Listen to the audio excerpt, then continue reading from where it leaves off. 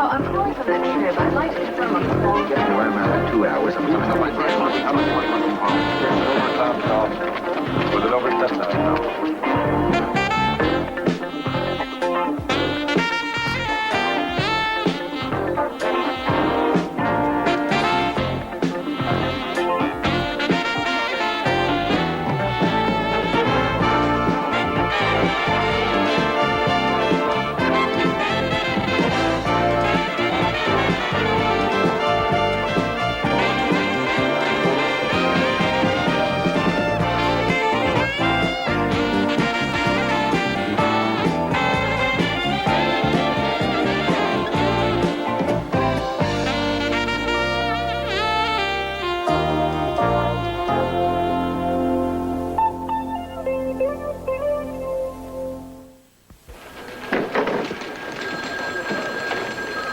You said no flowers. Didn't that mean I wasn't supposed to send flowers?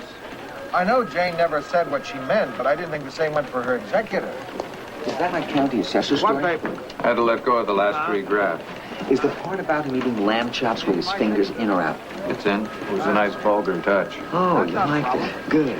Can't you just send me the papers? We've got a notary right here in the building. I could sign them and get them back the next day. They were those little loin lamb chops. It's not unheard of for people to pick them up and eat them. Should I say that? I'm sorry. Rossi, the guy ate with his fingers in a fancy restaurant. He's a slob. He reads like an ill-bred, eager slob.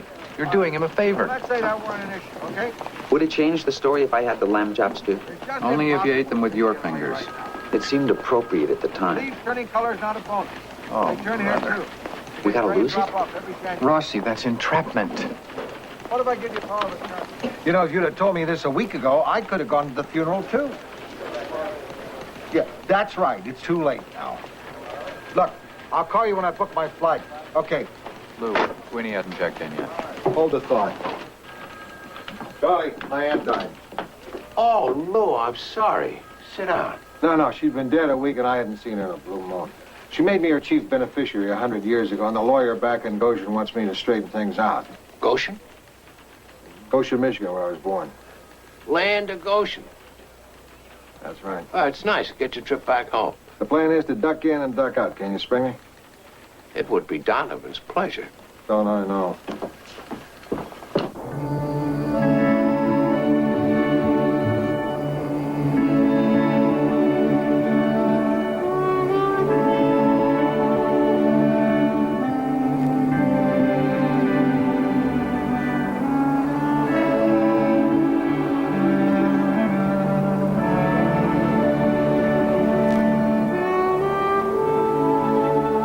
The nearest motel that's any good is 12 miles out by the interstate.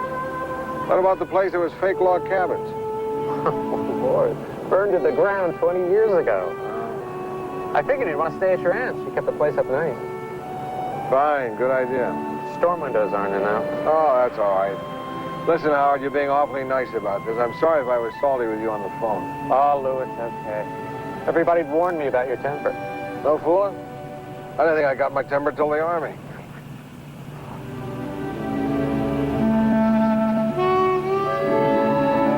You recognize things now? What's this, Worcester Street? Grove. Dutch elm got some of the trees along here. That's why things are looking so poorly. Mm-hmm. And the gypsy moths are on their way. It's just a matter of time. Doggone it. What? I forgot to back shirts. It's always something, isn't it? We'll get you to some shirts. You probably remember the Episcopal Church. And the Lutheran. Dutch Reform is now some kind of Bible study place. And here we are on Worcester. Remember the high school? Oh, yeah. Do you have a vandalism problem? Oh, no, the school's been consolidated. All the kids go to Perrysburg now. You mean no more Goshen Hornets? Perrysburg Highlanders. Band wears kilts. Poor boys. Of course, the basketball team got consolidated right out of existence, too. We had our share of good teams. Basketball was a game, I remember that. You can thank all the good Pollock mamas for that. Every year, 2 or 3 of those big kielbasa babies would make the first string. And here's your street. Oh, yeah. Lou, nobody knew Jane was as sick as she was, or somebody would have called you. I know you would. Well, all ashore that's gone ashore.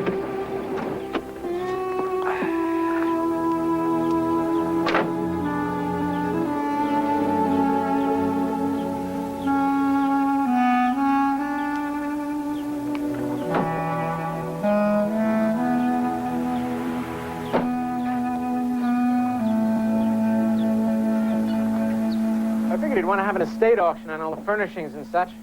I had my girl make up a list of everything so you can run an ad in the paper. An auction, that's a good idea. By the time all the bills are paid, you won't come out with much. Oh, I know that. Can I give you a tour? This was my parents' house. I grew up here. My Aunt Jane moved in with my mother after my father passed away. Wow, that is nice. Welcome home, Lou. Thank you.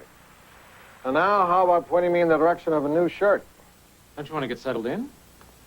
I am settled in. Okay. There's some real nice department stores in the mall. Where's that? We passed it coming in from the airport out by the interstate. Oh, no. Someplace in town is fine. Oh, then I'm afraid we're stuck with Brookmeyer's. Don't you let the Chamber of Commerce catch you talking like that. Heck, Lou, I'm the president of the chamber.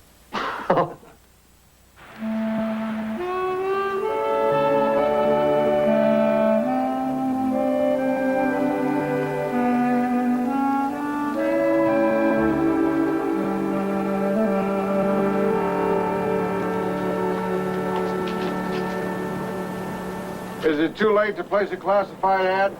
Yeah, they don't take them after 3. You can go back there and try, though. Can I mention your name?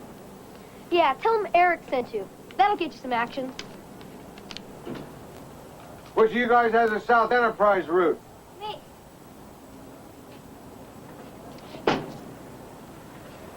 Is Cemetery Hill as bad as ever?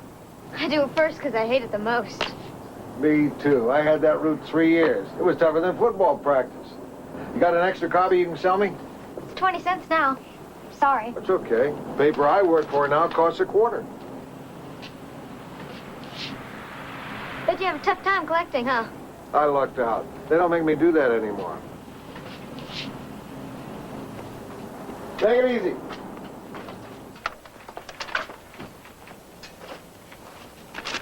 Excuse me. Lou, I heard you were in town. Yep, I am. Hap Constable. Holy smokes, Hap. How in the world are you? You know us small-time newspaper guys. Broad-beamed and narrow-minded. Come on in. You look good here. Oh, come on, pal. It's the same rat's nest you left in 43. No, I mean it. Oh, sure. Close your eyes, plug your ears, and except for the smell, you might be in the city room of the L.A. Trib. How's it feel being on one of the big ones? Well, considering how tough the competition is in L.A., we're holding our own. Every once in a while, we do a little better than that. Learned to spell yet? Learn to use a dictionary. That's my claim to fame. I told Lou Grant he couldn't spell. How's the family? Oh, the girls are great. All 3 are grown up and long gone. And the lady? Edie and I have been split up going on about 10 years now. Oh, no, I'm sorry. Gee. So how are things here? I hear the glass plant's got people working 2 weeks on, 2 weeks off. Yeah, everybody's tightening their belts. Real estate looks pretty slow. I saw a few vacant storefronts. Well, don't worry, Lou. You sell your aunt's house. Mr. Constable, can I have some collection envelopes? Yes, you can. Eric, I want you to meet Lou Grant. Hi. It's good for the kid to know that there are newspaper men that don't have to print wedding invitations. We've met. Yeah, but I didn't know you were Mr. Grant. I'm supposed to say hi from my mom and ask you to dinner sometime. Who's your mom? This is Cusick. She was Carol Barilski. Well, I sure do know your mom. Tell her hello for me and apologize to her that I won't be in town long enough to come to dinner. Okay, bye. Nice to meet you. Wait till Carol hears you're divorced. Oh, come on. Isn't she an old flame? We just had a couple of classes in high school together. She's still got her looks. Good. Glad to hear it. Look at that poker face. Remind me never to play 7-card stud with you.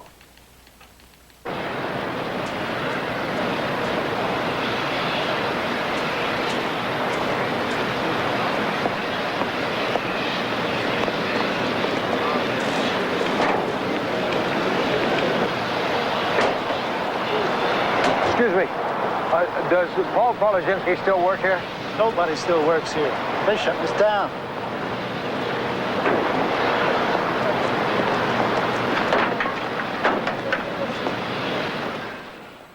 Lou Grant will continue in a moment here on A&E.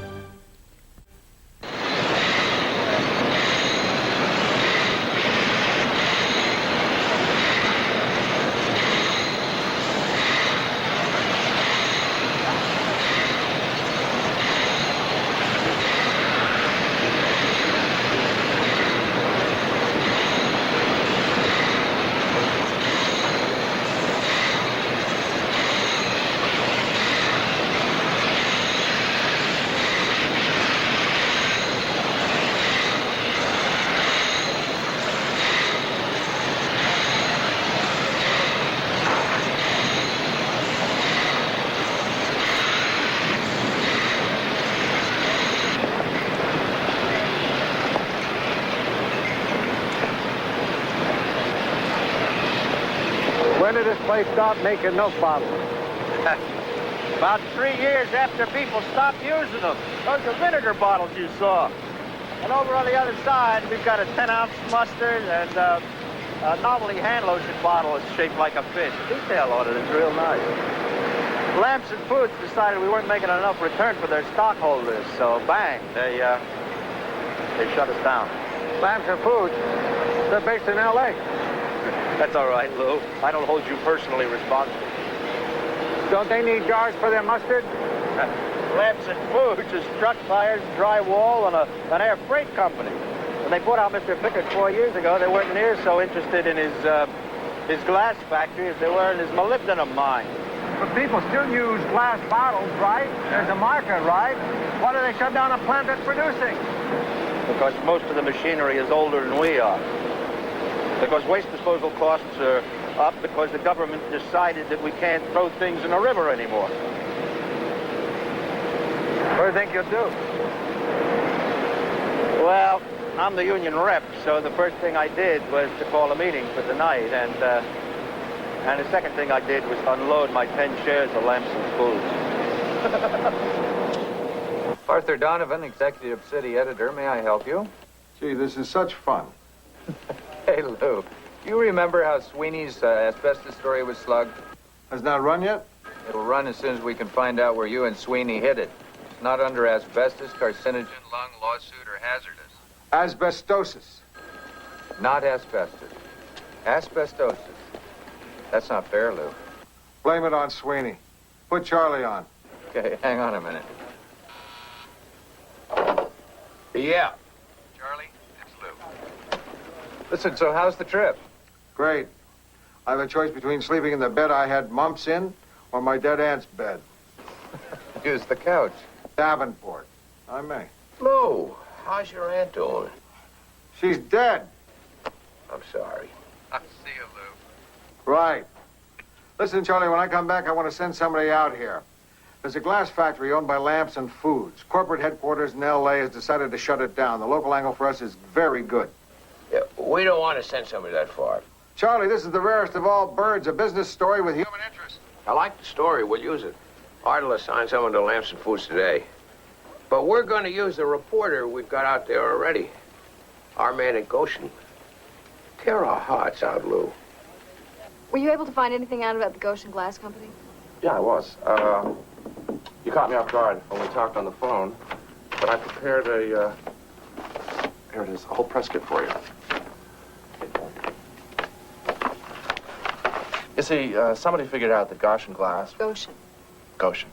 That Goshen Glass wasn't growing like the rest of our subsidiaries, and a red light went on, and we had to fold the operation. How many people are going to lose their jobs as a result of the shutdown? Well, some of them will take early retirement, and all of them get up to 18 months of unemployment benefits. The Lamson Foods family is over 85,000. I think we're losing 250 tops, talking handfuls.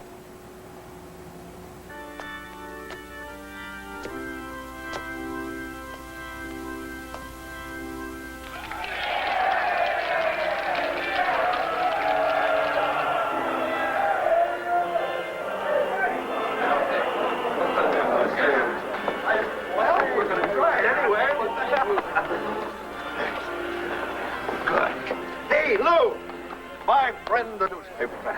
How'd the meeting go? I'm going to tell you, but let me wind down a minute. I'm the luckiest skunk I know, and it's so great that you're here to see all this. You want to know why? Tell me. Also tell me where we're going. Well, let's go to Peluso's. I'm in the mood for a belt. Sounds good. You remember that night that somebody knocked over all of the headstones in the Catholic side of the cemetery? I was in high school. I'd forgotten there was a Catholic side of the cemetery. There still is. Remember how you gave a speech the next day at Assembly? That was my campaign speech. I was running for student council. President of the student council, I think. Yeah, you quoted Thomas Jefferson and Thoreau, one of those French thinkers. Rousseau. I'm amazed you remember that. You talked about the dignity of all men and respect for their differences. Every Pollock in a school, including myself, voted for you. I still lost. I was just a freshman then. Well, you really knocked me out. And tonight, I did one of the best things I ever did for the guys at Goshen Glass, and you're here. What'd you do? Now, the Chamber of Commerce is trying to find somebody to buy the plant, but nobody's interested in an old glass factory, so tonight I asked the guys of Local 462 if they wouldn't like to try buying it themselves. What? It's there, Lou. It's producing us 250 jobs. Huh? They told me to give it a shot. Yeah. And right then the choir started practicing. It sounded like an official sanction from on high. We're going to try taking over Goshen Glass. Well, what are your impressions of Goshen? I should have brought wool socks. No, I mean about the town itself. Well, I'm glad to see that so much of it hasn't changed. Well, what about what has changed? What do you really think? I'm sorry to see the empty storefronts. I'm sorry about the glass plant closing and the Gypsy Moths coming. I'm sorry to see the kind of shape that Goshen is in. And you can go ahead and quote me so people can remember what a complainer I always was. Oh, don't worry, Mr. Grant. Lou. None of that'll make the paper. The leader doesn't believe in bad news unless, of course, it's about someplace else. You gotta be kidding. Shoplifting is up in town. The storekeepers think it's the unemployment. People are ordering less in restaurants. Median age in Goshen is 52. Of the last graduating class at Goshen High, all but 5 kids have left town. I've pitched all these things to Hap as stories, and every time he tells me the same thing. Everybody knows what trouble this town is in. They don't want to be reminded of it in the leader. Give me that notebook. Now tell me that again. Can always shove the flood in Pakistan inside. How close are you on the Sunbelt story? Close. Basically, what it is this social economist from LAU has kept his grad students chained to computers for the last 5 years and decided that the population of the country is shifting from northeast to south and west. That's it? No, he offers some recommendations, like face facts and stop pumping federal money into the frost belt, help businesses relocate in the Sun Belt. A lot of that's already happening. The man is despicable. He has the value system of a Visigoth. Build a city, bleed it dry, move on. You know, I hate to sound like a sore winner here, but what's wrong with this population shift? If you had to pay twice as much for your heating oil, you'd probably want to move where it's warmer. And if I owned a company, I might like to move somewhere where the unions weren't so strong. Where'd you grow up, Rossi? Jersey. You like it here? Yeah. You got any plans to go back and look for work someday? Probably not, but that's not the point I'm trying to make. I know. It's the point I'm trying to make. I don't want to sound too cheery, Len, but it's hard to give up on Goshen when there are sharp young guys willing to stick it out. Where? Sharp young wise guys. Not me, Lou. I was out of here 2 years ago at Michigan State. Then my dad got laid off at the cannery, and I came home to help out. Next chance I get, I'm leaving this town for good.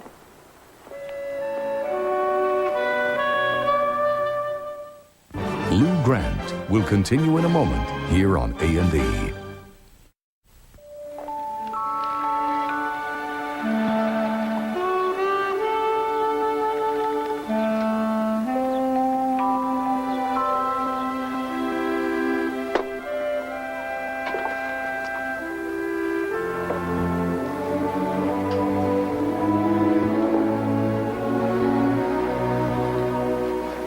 Grant, the boys can take care of that. I really should have had it Simonized. My friend, you can fill the inside of a 58 Chevy with cement. She'll still sell. Mr. Grant. Got a lot of snapshots in here. It's all mixed in with the sewing goods. I think you better take a look at them. It's all right, Skip. You can sell them. They look like family pictures. It's okay. Sell them. Now, whatever the church ladies make off refreshments, that's theirs. I get 10% of the receipts and first dibs on the pretty girls. Just kidding, Mr. Grant. Well, we'll both do real good today. Thanks. The lady back there, she with you? Nope. Cousin Lou. Hi. I'm Aunt Jane's niece, Margie. Aunt Jane didn't have any nieces. Oh, Lou, exactly. I'm her sister's brother-in-law's daughter-in-law. And I just came over from Perrysburg to see if I could give you a hand with the sale. Oh, that's awfully nice of you, Margie. You ought to sort out the collectibles. What are collectibles? Oh, my, I'm not surprised that you don't know, but that auctioneer ought to. Those crockery mixing bowls and the cologne bottles, and he's got depression glass mixed in with their dishes, and my clocks. Those are your clocks? I can't tell you the evenings I spend keeping Aunt Jane company, and she'd always say, the clocks are yours, Margie. See, I feel terrible, Margie. She didn't put that in her will. Well, Lou, she was an old lady, you know. And that funny old car over there, my boy was the one who kept it running. The hours he spent, and Jane was so grateful. Would you like the car, Margie? And the clocks? Oh, Lou, of course I would. And I'd like you to have them. I hope you outbid everyone. Testing. 1, 2, 3. Testing. $5 once, $5 twice, $5. Sold at number 47. Look at this charming clock. It doesn't work, but look at the cabinet. Look at the wood in that clock. This is a hand-carved wooden clock. It doesn't work, but look at the wonderful work. Look at that wonderful woodwork. I want to hear 25. 22? We've got 22. Do I hear 25? Thank you. 25. I'm at 25. Do I hear 30? $25 sold. We've got an electric room up next. Somebody's showing me $4. Do I hear 5? Thank you, friend. $5. $5.50? Lady, how much are you bidding? $5.50? $6? $6, lady. Thank you. Do I hear 7? $7. Where do I hear 7? 7, lady. And $8 on the electric broom. Do I hear 9? Oh, she runs like new. $9. Thank you, sir.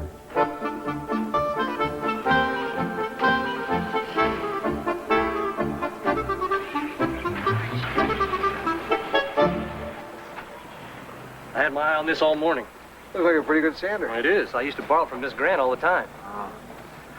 Frank, were you at the meeting night before last? In the church basement? Sure. Well, what do you think? You think you guys can buy Goshen glass? Well, old Polozhinsky sure seems to think we can. I'm thinking maybe I ought to start subscribing to the Houston Post. Why? Check out the classifieds. I got a pal, he worked at the tomato cannery before it shut down. He got a good job in air conditioning in Houston. Yeah, I don't know how Ev would take the move, though. She's so close to her sisters, and she's in charge of the flowers at the Methodist Church. I'm still thinking. Mr. Grant, look what I got for a quarter. Hi, Eric. You know Mr. Blankenship? Hi. It's these neat old magazines. One of them's from when Kennedy got shot. Hang on to those, Eric. I'm gonna. He's a pack rat.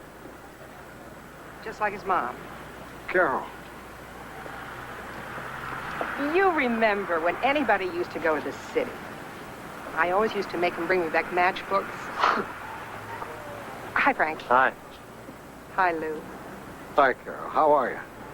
Just fine.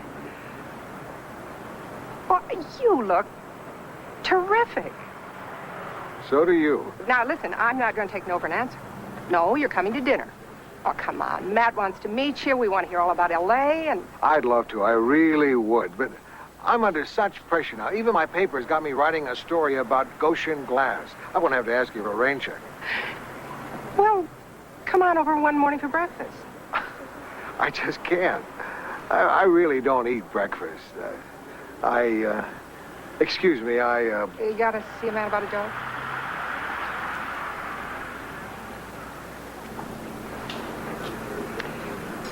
Very nice to see you again, Lou. Really nice seeing you again, Carol.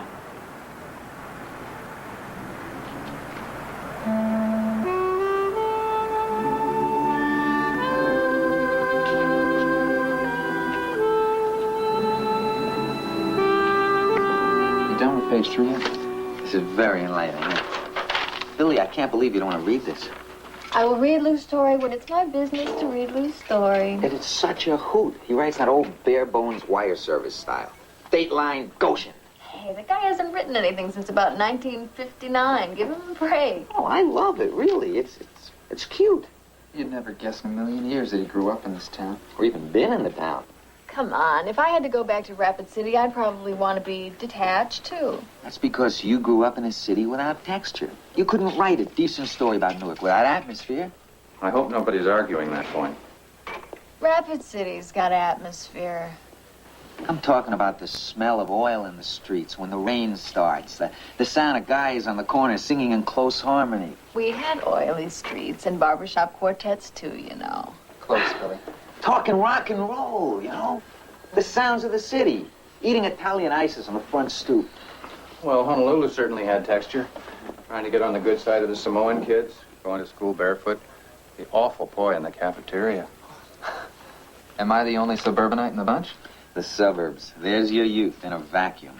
I guess Lou and I were the only ones with plain old normal childhoods. Did you ever catch fireflies on a summer night and put them in glass jars? What? Sure, you'd poke holes in the top of the lid and you'd put little blades of grass in, but they'd always die the next day. Talk about sadistic. Oh, for Pete's sake. I never heard of such a thing. Why would you want to bottle up something beautiful? I used to squish scorpions, but that was self-defense. It was them or me. Rossi here. Yeah, I'll tell her. It's Tim Switzer from Lamson Foods on your line. Thanks. On my way. We didn't mean to be cruel. It's too late now.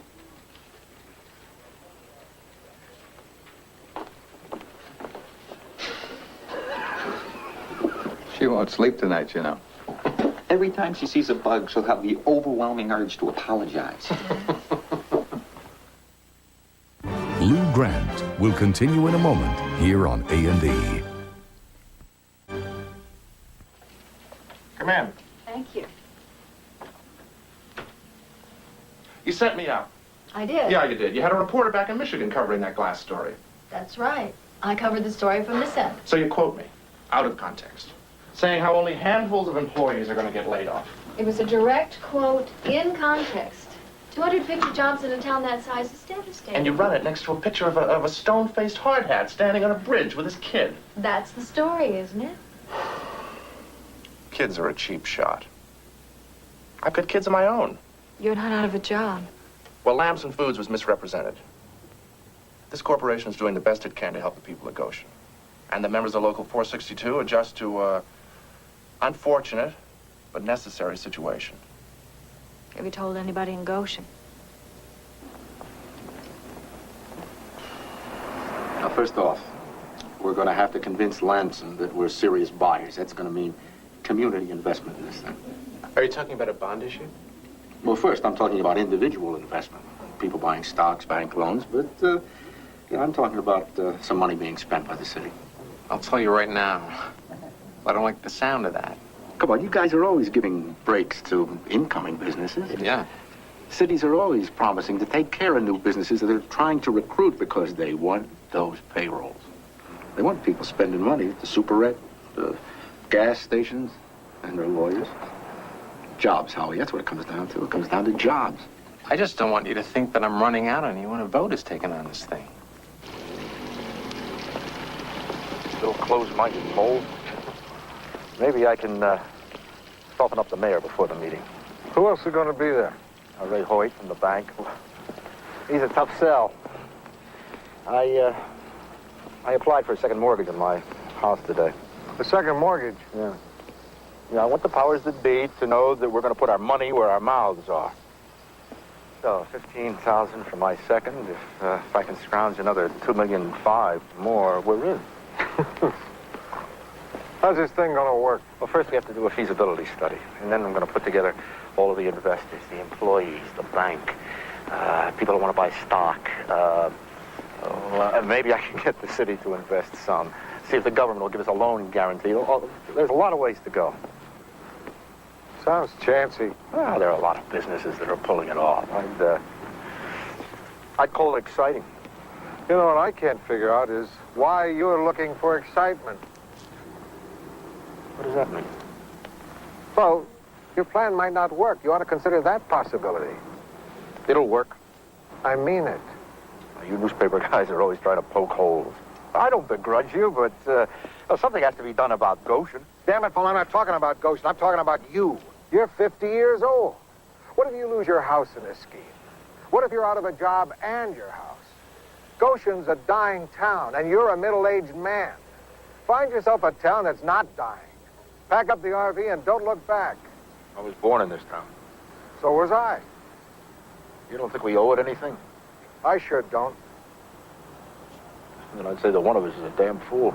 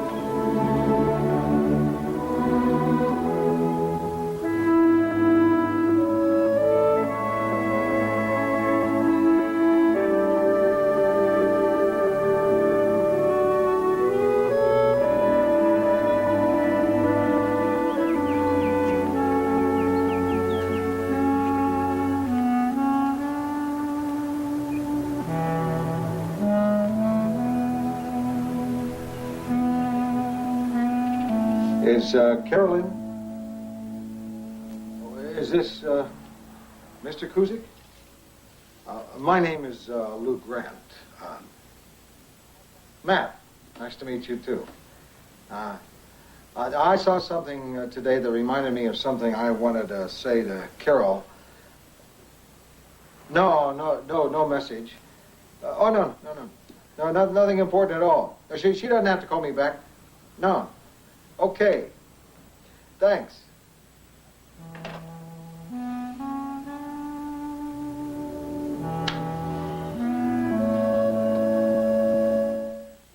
Lou Grant will continue in a moment here on A&E.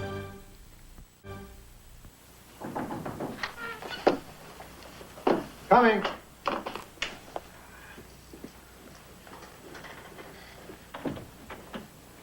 I'm returning your call. Carol, hi. You didn't have to come over. Oh, that's all right. I usually take a walk after supper anyway. Sit down. I'm sorry. Nobody told me I shouldn't auction off all the furniture. Here, let me take your coat. Oh, thank you. But listen, if you want coffee, we've got to go to the Dairy Bell. Coffee? I don't even drink coffee after 7 o'clock. Oh, I shouldn't, but I do.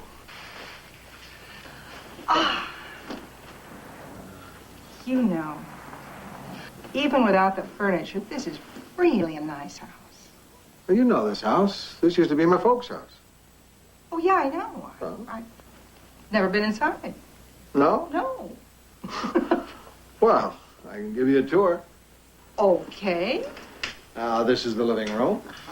Every year we put the Christmas tree there by the window. And you hung your stocking over there. There was white felt.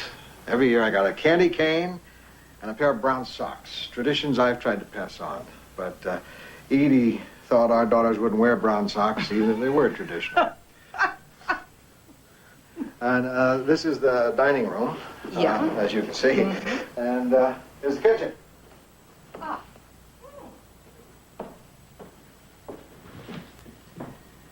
You know, I always thought that your parents were rich. Really? My dad sold office supplies. There never was much money. And my mother's one big gesture of deception was so transparent. She changed the buttons on her good coat every year. You must have been the only one she fooled. Remember the old Plymouth I got senior year? I had a radio. Yes, and you were the only boy I knew with a car that had a radio. Aunt Jane paid for half of that.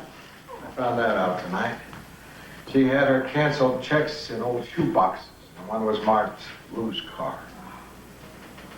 Nice. It would have been a whole lot nicer if she had told me about it so I could have thanked her for it. Instead, I'm this ungrateful rat. I've got this 40-year-old loose end hanging. One more thing to sweat about at 4 o'clock in the morning. I never thanked Jane for the 34 Plymouth. I never told Carol Barilski that I wasn't going to see her again.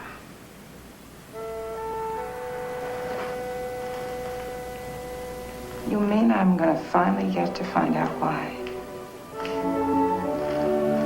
I don't know if I can explain why. I just remembered leaving you in the lurch, and I wanted to apologize.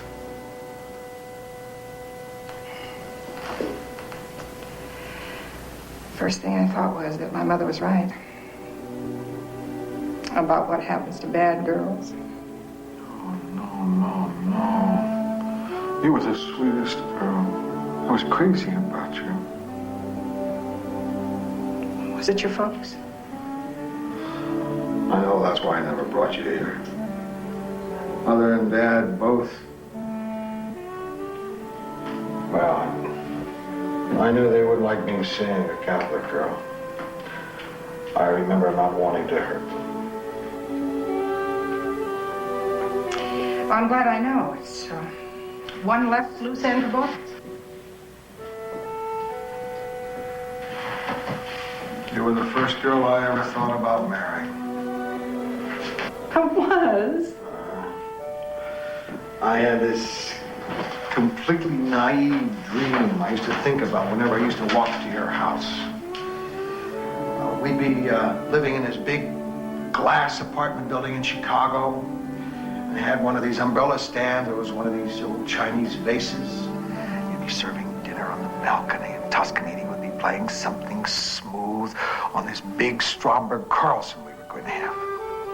I don't remember you liking classical music. I didn't.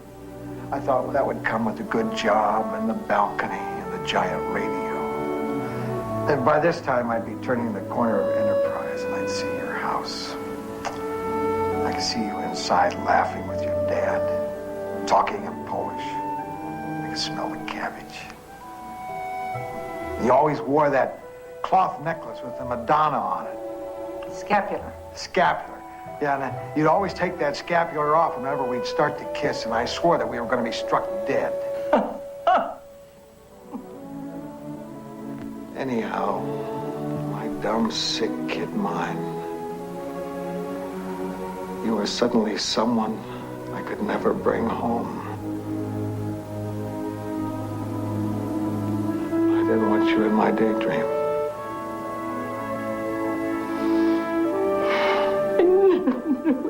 Just knew it with some dumb reason like that.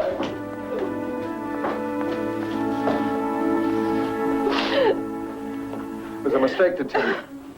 This trip was a mistake. Who needs to be reminded of these ungrateful, egotistical, bigoted, temperamental little phony? For Pete's sakes, you're just a dope. A little phony and a dope. Okay, just tell me. Who in the world did childhood well?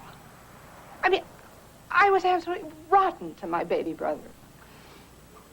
Thought all those Catholic boys were goony, and I was so embarrassed by my big feet that I always bought a pair of shoes one size too small. Oh, isn't that what being a kid is? I wised up. I'm sure you did too. I hope I did. I married a Catholic girl. You are kidding. Polish? Ukrainian. Never last. It didn't. 23 years and out. I don't wear the scapular anymore. Well, it used to drive me that crazy, too. Let me walk you home.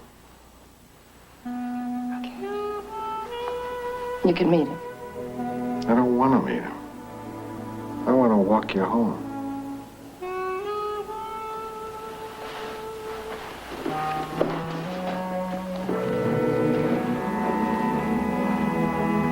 Time is really what could do us in here. Lamson Foods is in a frame of mind to accommodate us, but that's because it's not costing them an arm and a leg. I'd like you gentlemen to look at paragraph 3 of the proposal. This whole thing really figures out. What have I missed? Opening salvos. Ray Hoyt, the banker who's dressed like a banker. He's done nothing but doodle all over the proposal Paul gave him. I'm not sure he's still awake. I'd like to express something, Paul, which I think many of us here are feeling. What do you people know about running a business? This is Goshen Glass. We know one hell of a lot about running Goshen Glass. You see? And I mean this respectfully. You seem to be seriously underestimating the role of management in all this. We know the value of management. I've got to tell you, I'm made very nervous by all this talk of city government getting tied in with a private business. And what kind of private business are we talking about when the employees are running the place? I don't like the sound of it. Well, we're going to have... to me. Excuse me, Mr. Hoyt, go ahead. Well, it makes sense to me. You know, we're always talking about people getting up off their rear ends and taking a little initiative. Seems to me if Mr. Pologinski and the men he represents want to take a crack at operating this business, we ought to let them. But what I'm saying Dang it, we ought to do our damnedest to help them make a go of it. Now, how many of your fellas are out of work? 258. Well, I'd rather spend my money keeping 258 tax-paying wage earners in this town than watch it go for their unemployment benefits. I could appreciate that. And when do they shut down this furnace? A week from Friday. There's 10 days, fellas. I suggest we get a wiggle on.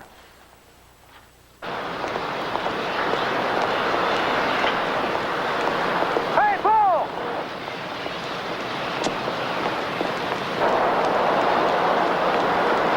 How about a quote? Monday never felt so good. Okay. Let's hear it for tight-fisted bankers who know when to get a wiggle on. I don't know how good this is for you, but I want to say it. I'm not kidding myself about Goshen. I know we got a long haul ahead of us, not only for the plant, but the town. But if we pull it off, we're going to have something pretty good to pass on to our kids. Okay? Okay. When you start selling stock, give me a chance to get in on the action. You won't be sorry. Thanks, Lou. Lots of luck.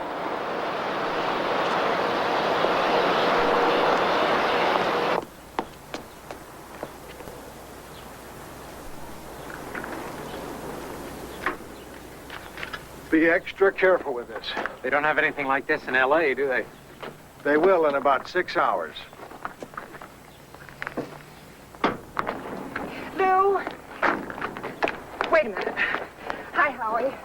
Carol, you just caught me. Brought you something. It's a family picture. Well, they were in with all that sewing stuff I bought at the auction. I knew you'd just kick yourself if you lost them. I've been kicking myself. There's one in there of your folks at a picture. Oh, it's wonderful. Your mother's all dressed up. Big straw hat, and your father's, well, I mean, he looks like the cat that ate the canary. Oh, you gotta frame it. I will. Listen. Thank you for this. You're welcome. Say so long to Eric. I sure will.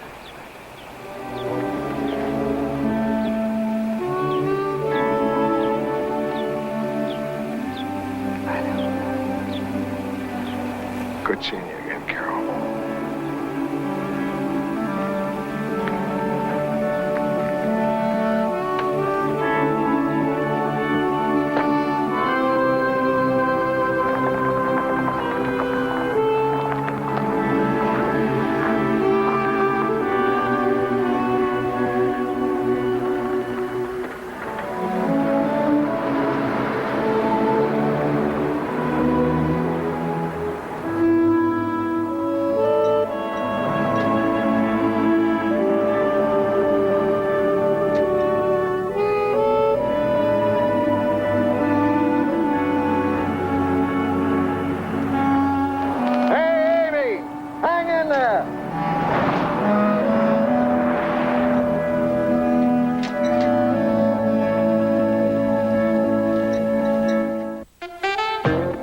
He was a crazy crack-up at the tender age of 10. Make 'em Laugh Week continues with the extraordinary life of Steve Martin, tonight on Biography. Now, a tough cop searches the slums for a serial killer. William Shatner stars in Police Story, next on A&E.